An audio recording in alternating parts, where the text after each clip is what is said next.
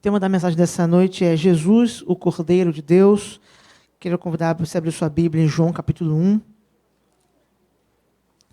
Nós vamos ver os versos 29 a 31.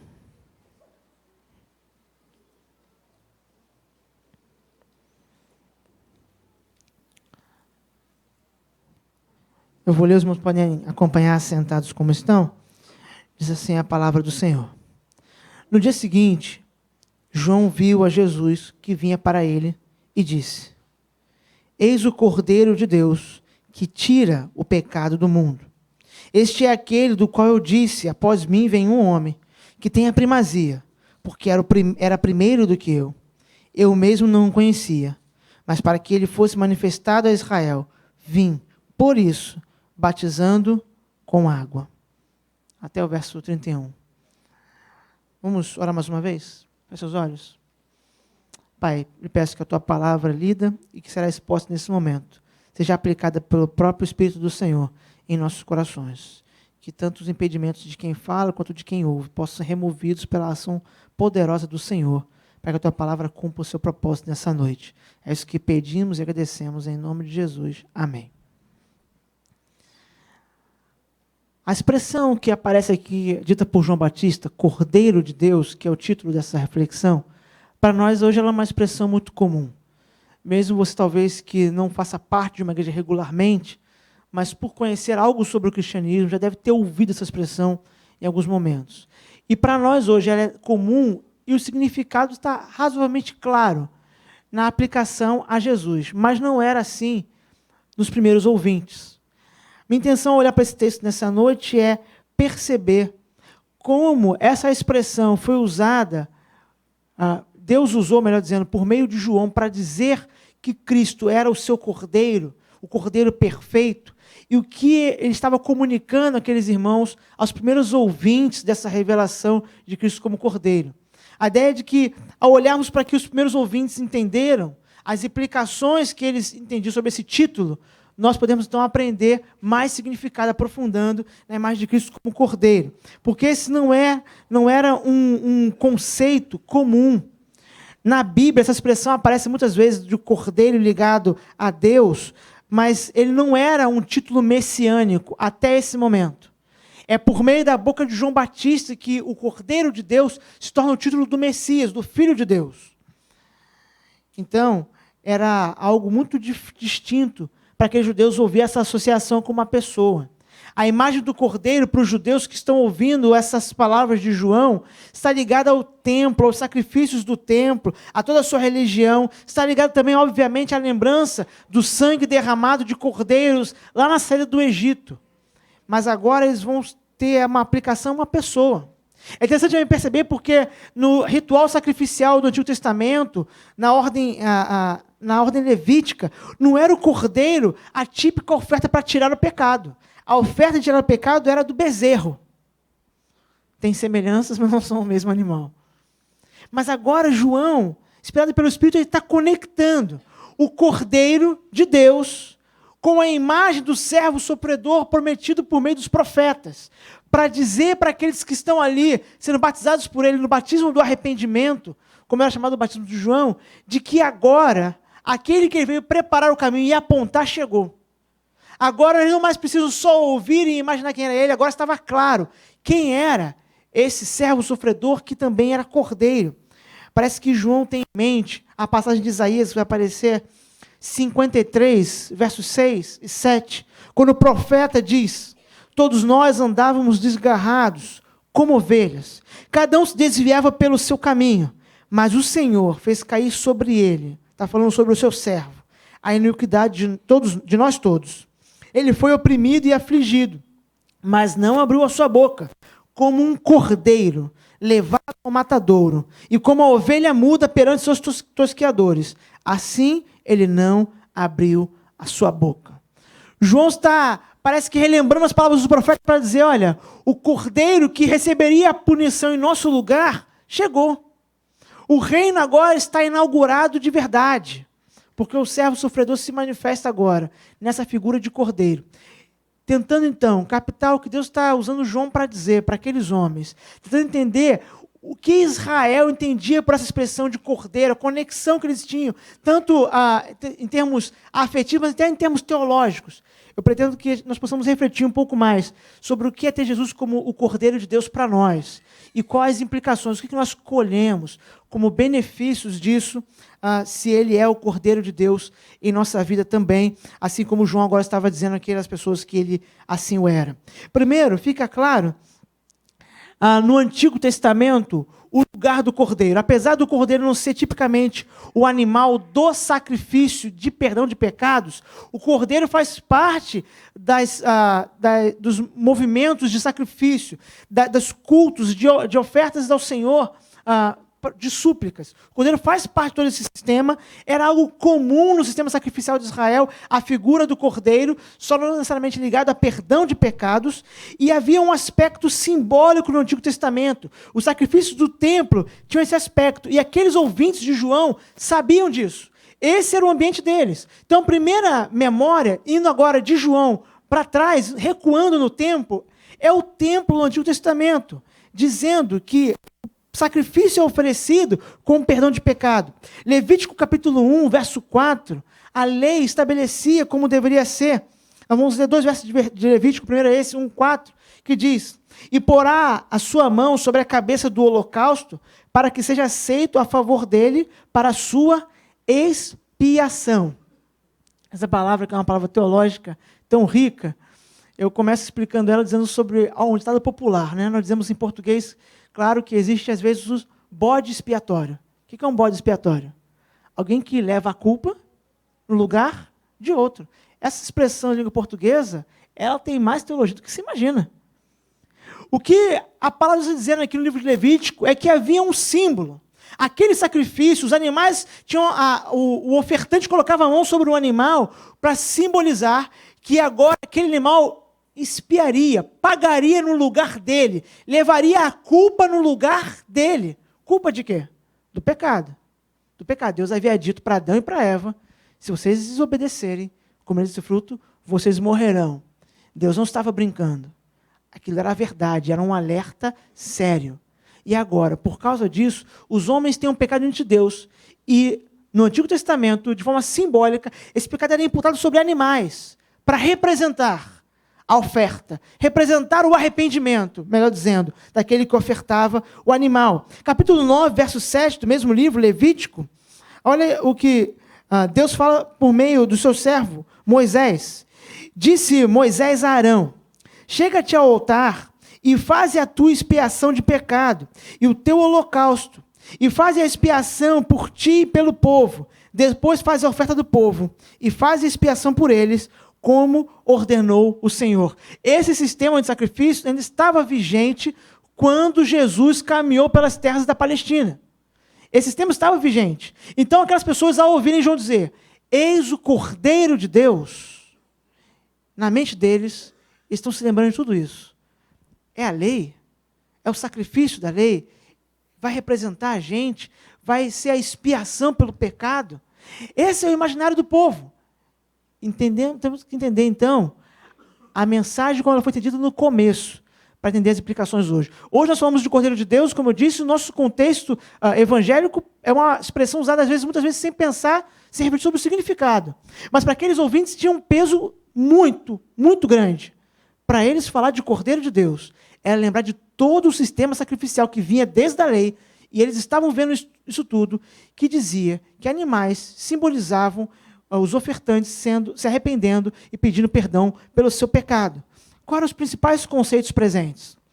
A ideia de expiação, que tem a ver com pagar a pena, receber a pena de outro, receber a pena no lugar de outro que não pagaria, porque já estaria quitado.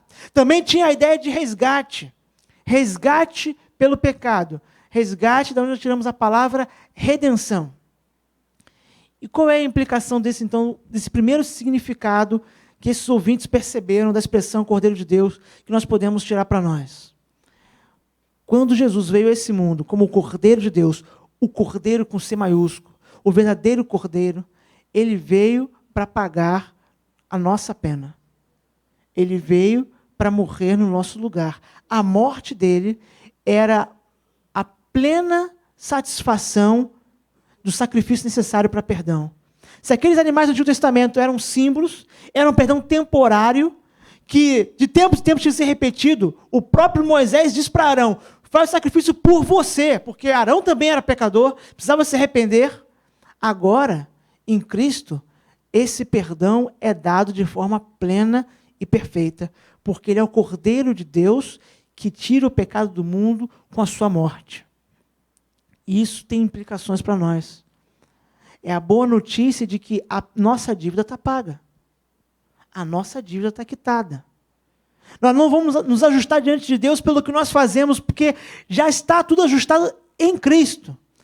É interessante quantas vezes Paulo usa essa expressão, né? Em Cristo. Só na passagem que nós lemos no boletim de Efésios capítulo 2, eu perdi a conta de quantas vezes ele fala em Cristo. Porque tudo que o cristão tem, ele tem em Cristo. E com a salvação não é diferente. Porque ele é o Cordeiro de Deus, que morreu para pagar o pecado. Ele morreu como pena, para expiar, para substituir, receber no lugar a pena. Nós costumamos chamar isso também na teologia de morte substitutiva. É dizer que quem deveria morrer não morreu, que éramos nós.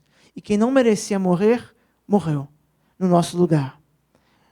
Então você precisa fazer o que diante disso? Você não vai ter que pagar nada para Deus para aplacar a ira de Deus. A ira de Deus foi aplacada pelo próprio Filho, que morreu no nosso lugar. O Cordeiro já foi imolado, ele já pagou, ele já morreu, já sangrou para que nós fôssemos perdoados. Para um cristão, esse é um motivo de alegria e regozijo.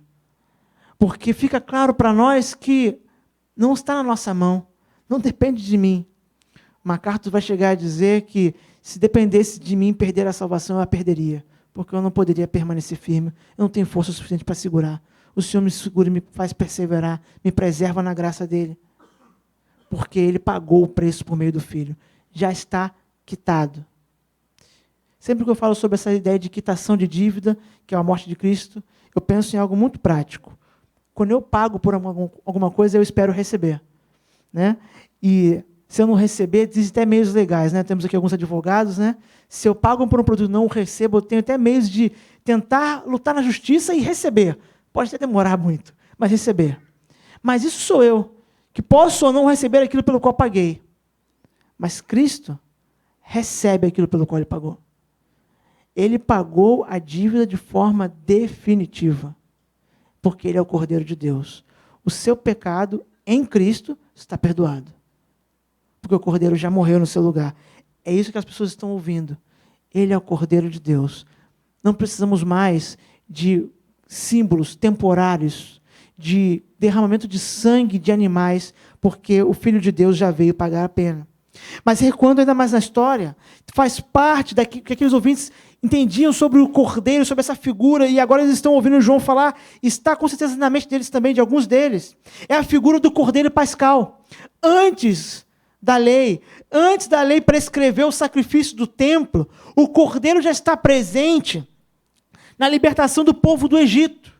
Quando Israel está aprisionado no Egito, e a narrativa vai explicar, você deve conhecer bem essa história, as crianças aprendem desde pequenininha na EBD, na EBF, como Deus livra Israel do Egito por meio daquelas pragas, mostrando para o Egito que ele subjuga as nações, que ele conduz a história. Ele não está alheio, ele não está refém de nenhum governante, de nenhum sistema. Ele que governa. Inclusive, ele governa sobre as aparentes divindades egípcias, porque cada praga fere uma divindade do culto egípcio. Mas aí chega na última praga, que nós conhecemos como a morte dos primogênitos, onde Moisés é levado a fazer uma preparação. Nas 9 pragas anteriores, Moisés só executa o julgamento de Deus sobre o Egito. Não precisa fazer uma preparação tão longa quanto na última. Porque a última tem uma implicação simbólica, que agora em Cristo vai ser trazida à tona. Êxodo 12, versos 5 e 7, tem uma parte da instrução que é dada a Moisés e ele transmite ao povo, que deve ser morto um cordeiro. Olha o que ele diz. O cordeiro, ou cabrito, que vai ser morto por eles, será sem mácula. Um macho de 1 ano, o qual tomareis das ovelhas ou das cabras, e tomarão do sangue desse animal que será morto, e pô-lo-ão em ambas as ombreiras, e na verga da porta, nas casas em que comerem. Eles fariam a refeição, que depois ficou conhecida como a Páscoa. E agora o verso 13. E aquele sangue vos será por sinal nas casas em que estiverdes. Vendo eu o sangue, passarei por cima de vós, e não haverá entre vós praga de mortandade, quando eu ferir a terra do Egito. O que Deus estava fazendo com o Egito naquele momento para libertar o seu povo? Ele estava emitindo juízo. O Egito estava recebendo a justa punição pela sua rebeldia. Uma nação que caminhava na contramão de Deus. Então Deus, ao mesmo tempo, está libertando Israel, que é o seu povo, ele está disciplinando o Egito com o justo juízo. Mas é interessante perceber que nessa noite, Deus derramaria um juízo que era simbolizado pela morte, mas o povo de Israel foi liberto pelo derramamento de sangue de um cordeiro. O sangue do cordeiro era um símbolo. A cobertura desse sangue sobre a casa livraria Israel da morte. Aqueles judeus que estão ouvindo pela primeira vez João dizer essa expressão, o Cordeiro de Deus, alguns deles estavam com isso muito vivo na sua memória, porque eles ouviam essas histórias sendo contadas pelos seus pais todo dia, todo o tempo na sua infância. E agora vai ficar claro por meio do Evangelho que, se lá no Egito, aquele sangue cobriu os umbrais das portas, para que o Senhor não ferisse ninguém dentro daquelas casas, mas eles fossem poupados do juízo, agora, o Cordeiro de Deus, o verdadeiro Cordeiro, vai derramar o sangue para nos poupar do juízo. Nós vamos ser cobertos por esse sangue, e quando o juízo chegar, nós seremos poupados. Nós não vamos experimentar a morte que merecíamos, assim como os egípcios mereciam. Porque nós seremos poupados não por nós, mas por causa do sangue. Se a imagem do sacrifício no Antigo Testamento do templo, que estava na lei, que lemos lá em Levítico, dá a ideia de perdoar a dívida, tirar uma dívida, o saldo negativo ser perdoado, a figura do Cordeiro da Páscoa dá a ideia de crédito, de cobertura. Deus não só perdoou a nossa dívida, não nos dando aquilo que merecíamos, mas Ele colocou sobre nós um crédito, o crédito da justiça de Cristo. O sangue do Cordeiro, o verdadeiro Cordeiro, está sobre o seu povo. E por isso nós estamos protegidos e não experimentaremos o juízo da parte de Deus. Essa é a mensagem do Cordeiro para aqueles que estão em mente a libertação do Egito. E nós, igreja, somos lembrados então que já fomos poupados do juízo. Fomos poupados não por nós, mas pelo sangue de Cristo. No dia do juízo, do julgamento final, quando Deus olhar para os seus filhos, Ele não nos verá. Deus não vai ver o Fábio, nem vai ver você. Ele vai ver Cristo. Ele vai ver o sangue que cobriu. Esse era o símbolo do Cordeiro Pascal. A cobertura do sangue. É essa que Ele vai ver. Porque é ali que vai encontrar justiça. Nós não seremos aceitos, recolhidos no reino de Deus por nós, mas porque nós recebemos um crédito de outro. O sangue derramado nos cobriu. E agora, ao olhar, assim como o anjo do Senhor passar no Egito, passou por cima daquelas casas e elas não sofreram juízo, o julgamento passará por sobre nós. Nós não seremos afetados, porque nós temos sobre nós a justiça de Cristo. Nós recebemos um crédito. É uma capa, é um manto, que faz com que sejamos vistos como Cristo, o único Filho, e não como outras pessoas. Interessante isso, porque Deus só tem um filho. Deus só tem um filho, de fato. Nós somos os filhos adotados nesse filho, em Cristo. E é pela obra dele, não só em perdoar, como era simbolizado os cordeiros do templo, mas também em acreditar justiça sobre nós. É por essa obra que nós seremos perdoados. Aqueles ouvintes lembravam-se da libertação do Egito. E agora João está dizendo, aquela libertação, aquele livramento não foi nada, comparado com o maior de todos os livramentos que Deus fará sobre o seu povo. O povo de Deus não experimentará o justo juízo de Deus, a justa ira de Deus. Será poupado porque o sangue do Cordeiro cobre o povo de Deus. Então, a morte passa ao largo. Eles estão livres. A maldição que os nossos pais, Adão e Eva, receberam, já não está mais sobre nós. Qual era a maldição? Se vocês comerem dessa árvore, vocês morrerão. Essa maldição não está mais sobre nós, porque o sangue do Cordeiro nos cobriu. E agora nós somos aceitos na justiça de Cristo. Esse é o crédito que recebemos. Então é não só a quitação de dívida, mas também é crédito para ser aceito por Deus e receber dele benefícios que só Cristo era digno de receber e agora estão sobre nós. Ele é o Cordeiro de Deus para perdoar e ele é o Cordeiro de Deus para acreditar justiça, para a nossa aceitação diante do Pai. Mas essa não acaba aí. Nós saímos de João, sacrifício do Antigo Testamento, libertação do Egito, podemos recuar mais para pensar na figura do Cordeiro e entender o que implicações há nesse título messiânico dado a Jesus. E esse recuo agora vai até o cenário do sacrifício de Isaac. Pode passar? Esse episódio vai mostrar que a figura do Cordeiro estava presente, na verdade, antes do templo e antes da libertação do Egito. Essa figura está presente nesse episódio da aliança entre Deus e Abraão, que é chamado de o nosso pai na fé. Esse momento ficou conhecido na Bíblia pelo título de Deus que aparece nessa narrativa, que Deus aparece agora como Jeová Jireh, o Deus que provê, o Deus provedor. O que acontece nesse cenário? Olha, vamos ler o texto para depois entendermos então as implicações para nós. Então, vamos ler juntos? Então falou Isaque a Abraão seu pai e disse, meu pai. E ele disse, eis-me aqui meu filho. E ele disse, o fogo, a lenha.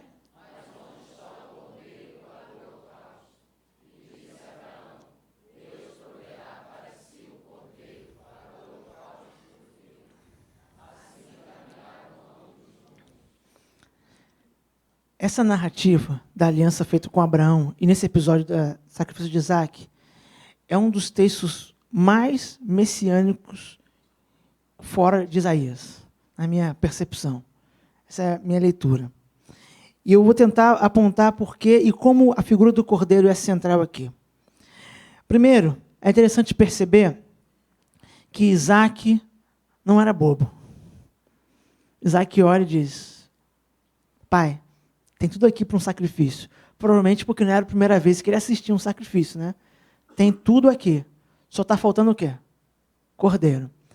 Nesse momento da história, Abraão já tinha se separado dos seus servos. Estava só ele e o filho. Isaac sabe que se está faltando o cordeiro e alguém vai ser o sacrifício, não vai ser Abraão. Ele não vai ter forças para fazer isso com Abraão. Quem vai ser sacrificado? Ser ele. Ele não faz essa pergunta por uma mera curiosidade. Está claro para Isaac, tem um sacrifício a ser feito. Não tem cordeiro, não tem servo, não tem mais ninguém aqui, só tem nós dois. Quem vai ser sacrificado? Eu. Ele fala, pai, cadê o cordeiro? Está faltando, cadê ele? O senhor tem algum plano, algum projeto? O que está acontecendo? Mas é interessante perceber que a resposta de Abraão, que pode parecer uma resposta vazia, porque tem muita gente que diz isso, né? Deus proverá, de forma muito vazia, né? Ah, tranquilo, Deus proverá, quase vira um jargão, né? Como é tudo pela graça, ou glória, ou coisa desse tipo, que a gente pode às vezes dizer sem sentido nenhum. Tem gente que fala isso, mas para Abraão não era sem sentido. Porque no verso 5 do texto, ele havia falado para os seus moços, fiquem aqui que nós voltaremos. Está no plural. Nós voltaremos. Está no verso 5 de Gênesis capítulo 22. Quem vai voltar? Ele está indo sacrificar o filho. Por que ele não diz? Fique aqui, ponto. Ou então fique aqui, eu vou voltar. Se dissesse isso, todo mundo entenderia. Ele diz, fique aqui que nós voltaremos. O livro de Hebreus vai dizer que ele confiava, que como Isaac era o filho da promessa e Deus não ia falhar na sua promessa, ele confiava que Isaac ressuscitaria. É impressionante essa interpretação de Hebreus, porque até esse momento da história bíblica, livro de Gênesis, é o início da narrativa de redenção que nós temos, não tem nenhum relato de ressurreição. Então ele esperava em algo que ninguém havia relatado, pelo menos, se havia acontecido ou não. Então ele diz, nós voltaremos.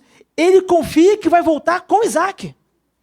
Ele está indo sacrificar Isaac, mas confia que voltará com Isaac. Então quando ele diz para Isaac, Deus proverá, ele acredita nisso. Ele não está dizendo isso de forma vazia, só para consolar Isaac, para acalmar a situação, para não criar um problema antes da hora, não. Ele confia que Deus proverá para si um cordeiro. E isso já tem implicações profundas conectando-nos com o Senhor Jesus Cristo. Cristo é o cordeiro providenciado pelo Pai para morrer no lugar de pecadores, que somos nós. Então, de certa maneira, nós somos Isaac. Nós somos aqueles que caminhavam e seriam sacrificados, diferentemente de Isaac, porque nós merecíamos. Mas Cristo é o cordeiro que o próprio Pai provê. Deus proverá, então, não é um jargão para falar sobre bênçãos financeiras. Deus proverá é uma lembrança do fato de que a nossa maior necessidade já foi suprida. Porque Deus já proveu. Ele já trouxe a solução para essa questão. Que foi o quê? O Cordeiro de Deus. Mas essa passagem mostra outros aspectos messiânicos profundos. Isaac, diz o texto, carrega a madeira. Isaac carrega a madeira. Assim como Cristo carregou a madeira, carregou a cruz. Mas o fogo e o cutelo não ficam na mão de Isaac. O fogo e o cutelo ficam na mão de quem? De Abraão. É o pai que tem o cutelo para executar o sacrifício. Assim como no cenário de Abraão e de Isaac, Cristo carregou a madeira e o pai tinha o cutelo para executar a pena. Foi Deus que executou a pena sobre o seu filho por nós. Aquele cordeiro não foi morto por Pilatos, não foi morto por Herodes, não foi morto por judeus invejosos. Todas as pessoas tiveram seus papéis nesse cenário. Mas o cordeiro foi imolado pelo pai. Ele carregou o cutelo, assim como Abraão. Isso mostra o tamanho do amor de Deus por mim e por você. Ele não poupou o filho. Por isso, me incomoda um pouco quando gente que se diz cristão está disposto a aceitar que Jesus é um caminho para o Pai, um caminho para Deus.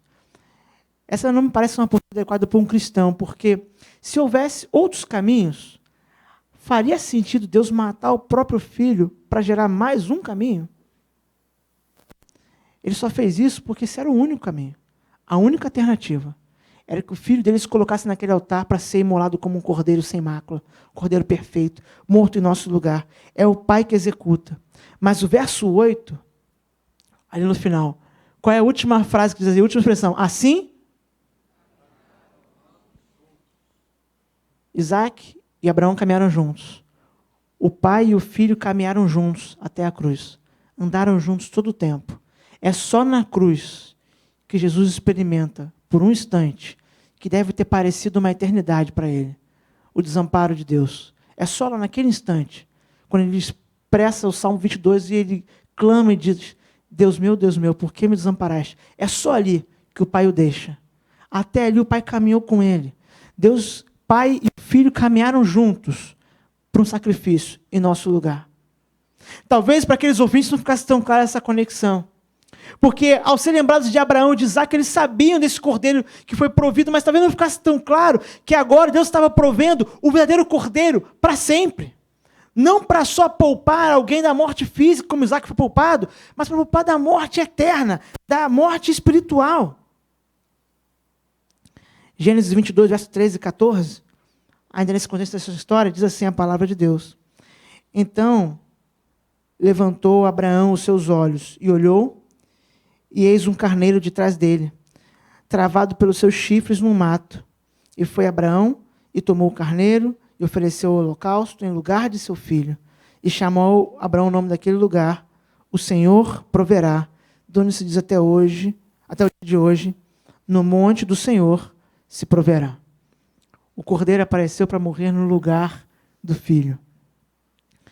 E aqui é uma implicação ao contrário, porque o cordeiro de Deus, Jesus Cristo, é o filho que vem para morrer no lugar dos outros.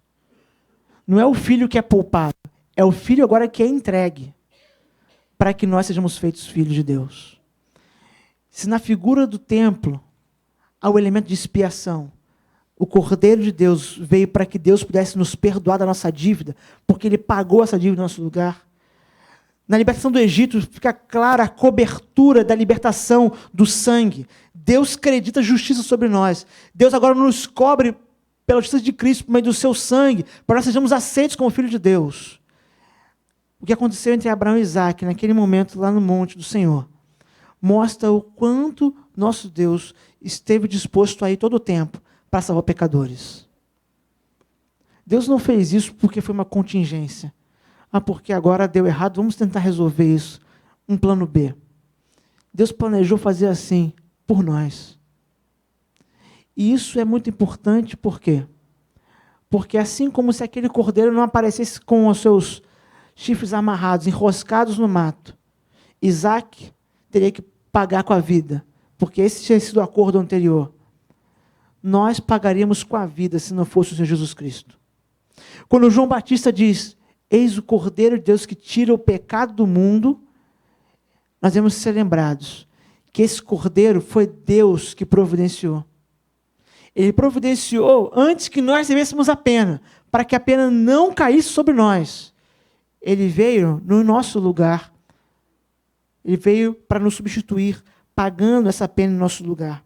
Então, olhando para o passado, há essas implicações. A referência do perdão pela expiação, a referência da cobertura da justiça, a referência do preço pago pelo próprio Deus, que provê, que soluciona a questão. Ele mesmo toma a iniciativa de resolver. Mas é interessante perceber como o livro de Hebreus vai juntar tudo isso na figura do Senhor Jesus Cristo.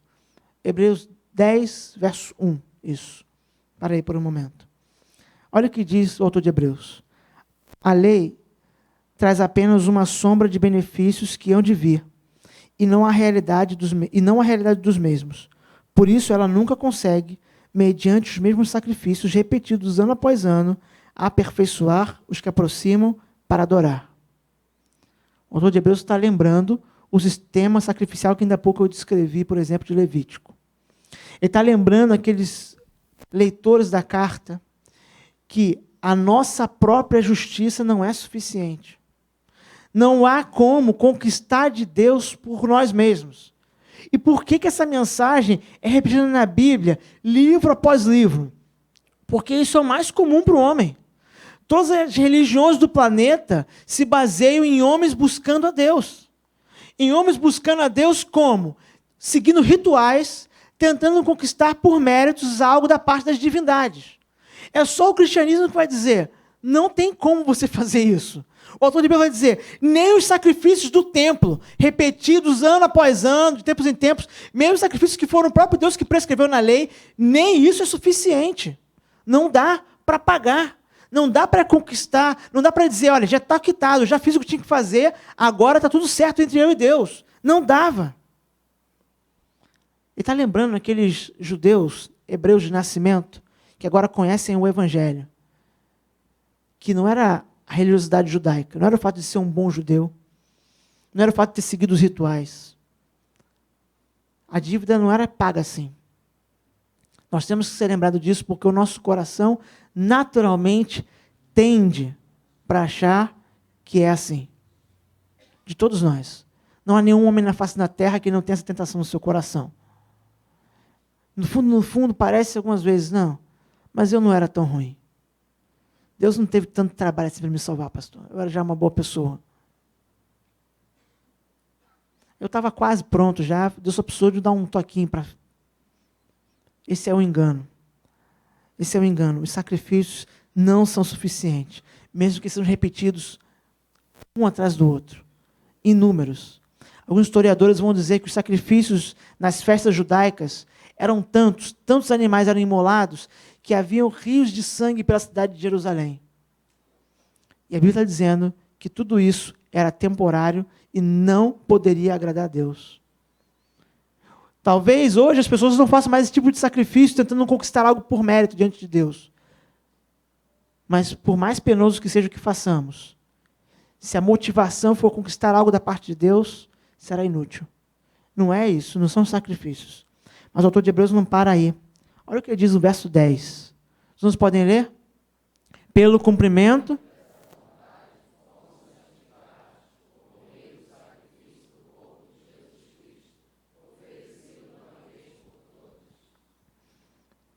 O que ele está dizendo é, todos os sacrifícios que foram feitos, seja os do templo, seja animais mortos na libertação do Egito, seja o cordeiro que morreu no lugar de Isaac, lá com Abraão no monte, tudo isso era só sombra para apontar, porque eles eram insuficientes, o verdadeiro sacrifício. E agora, esse corpo entregue por nós, foi entregue uma vez por todas.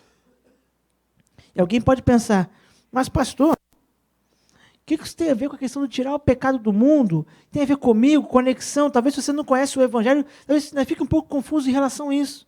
A questão é, o que a Bíblia está dizendo é que quando João olha para Jesus e diz, olha, esse é o Cordeiro de Deus que tira o pecado do mundo, quer dizer que o problema da humanidade, que é a morte por causa do pecado, está resolvida nesse Cordeiro.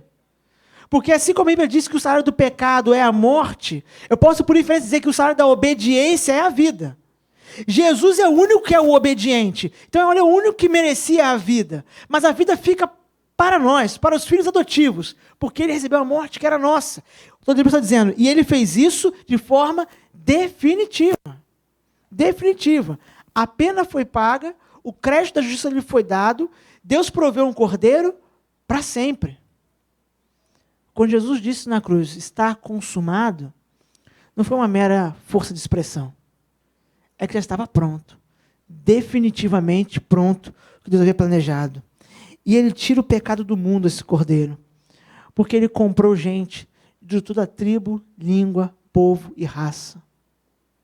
Ele não morreu pelos judeus. É interessante porque João Batista fala isso num ambiente onde só tinha judeus ouvindo.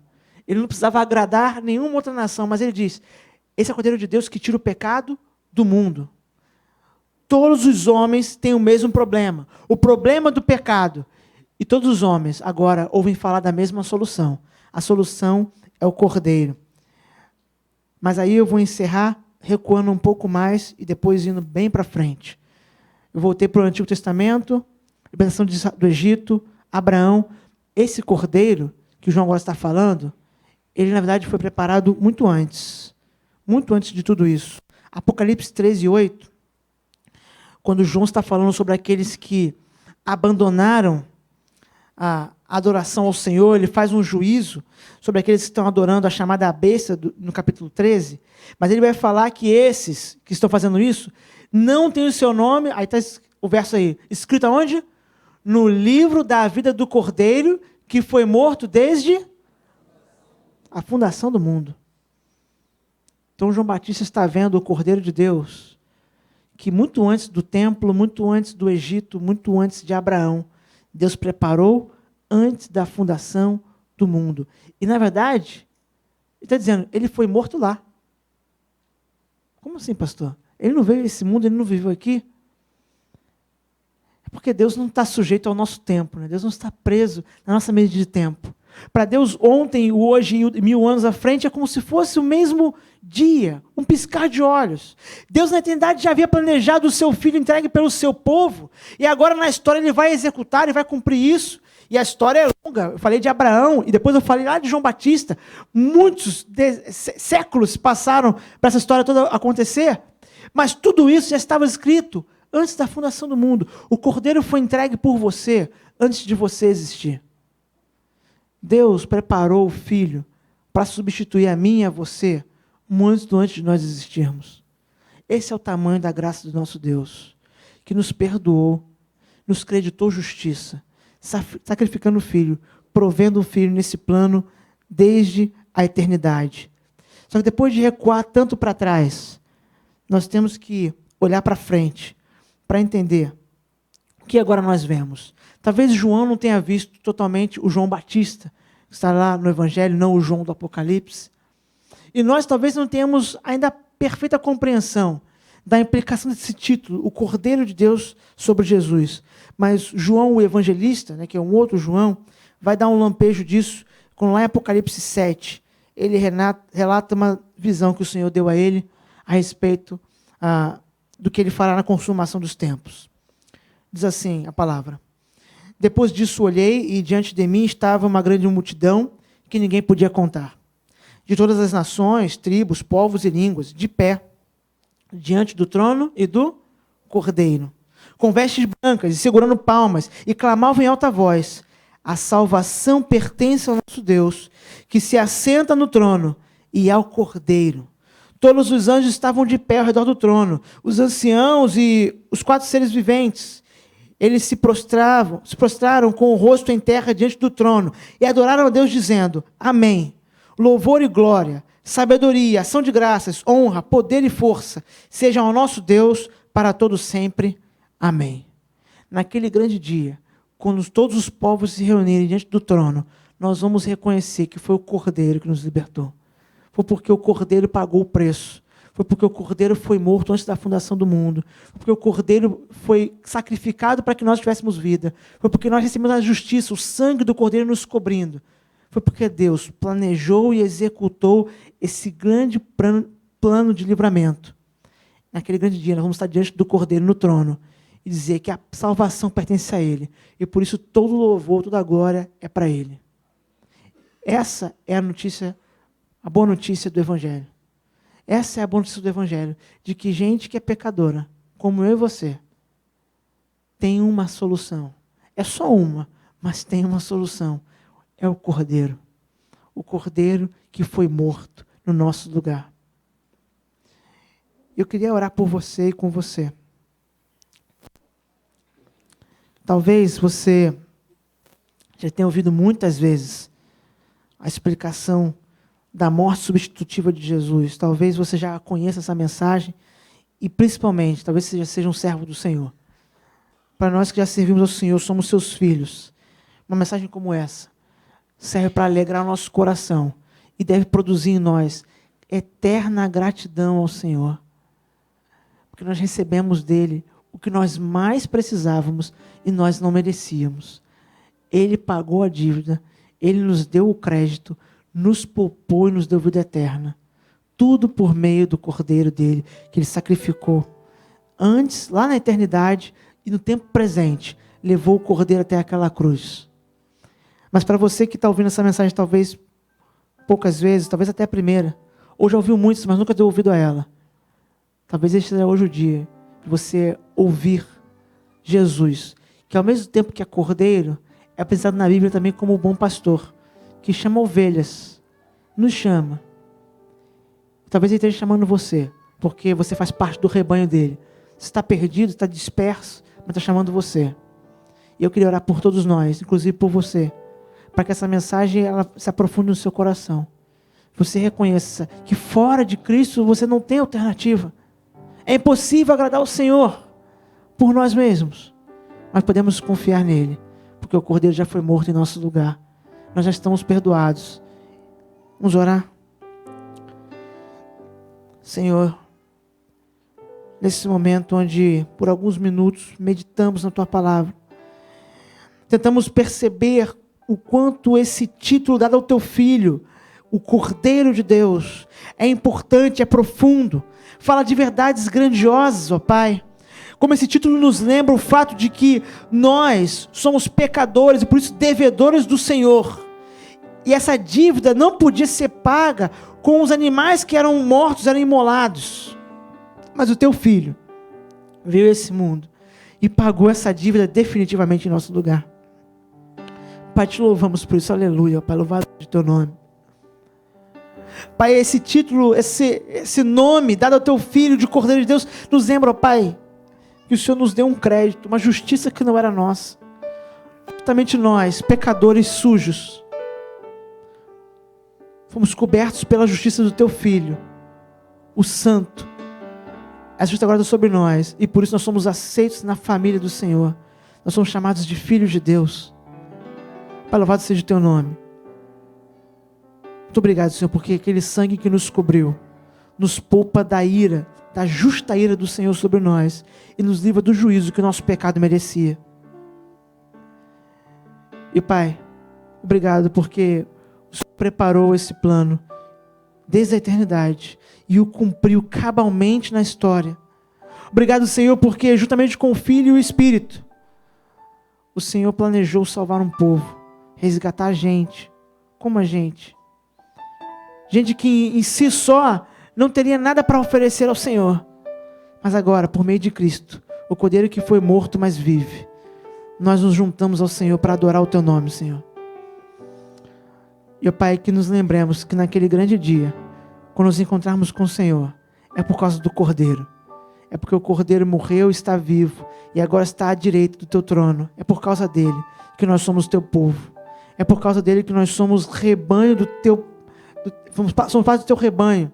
Somos parte do pastoreio do Senhor. E por isso, Senhor, toda a glória da nossa salvação, Todo louvor pela graça que nos alcançou é teu, ó Pai. Nada é nosso, tudo é teu. Glória seja dada somente ao teu nome pela salvação que nos alcançou. Eu lhe peço que aqueles que estão conosco nessa noite, ou nos ouvindo, que não conhecem essa graça, que teu Espírito Santo abra os olhos, faça cair as escaras dessas pessoas, para elas possam enxergar, Senhor. Enxergar que elas têm uma necessidade grave, que fora do sacrifício do Cordeiro não há salvação, não há sacrifícios suficientes, não há justiça própria, nada pode apaziguar a justa ira do Senhor, a não ser Cristo. Então que eles se voltem para Cristo, ó Pai. Que eles sejam convencidos do pecado, da justiça e do juízo. Então confiem em Cristo somente. Que eles possam, conhecendo o Evangelho, a boa notícia da salvação por meio da graça, serem atraídos pela cruz do nosso Senhor Jesus Cristo, ó Pai. Tudo isso nós pedimos e agradecemos. No nome santo de Jesus. Amém.